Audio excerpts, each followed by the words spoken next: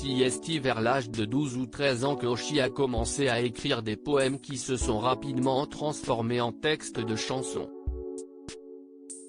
Seulement, jamais elle n'aurait pu penser un jour vivre de sa passion. Pour cause, celle qui a toujours été très timide a encore bien du mal à monter sur scène pour rencontrer son public.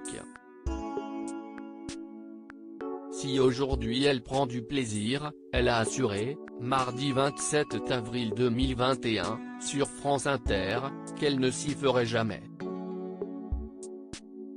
Elle ne parviendra jamais à surmonter la panique qu'elle ressent juste avant de se lancer.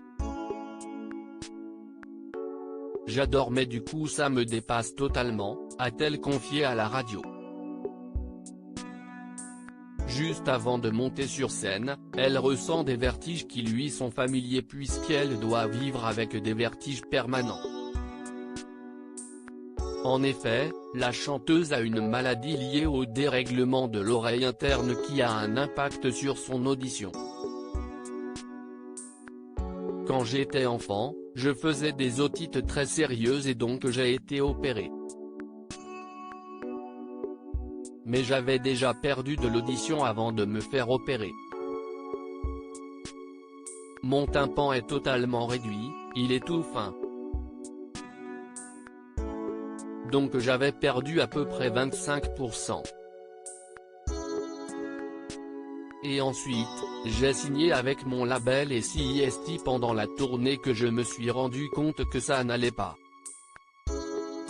J'entendais jamais comme je voulais.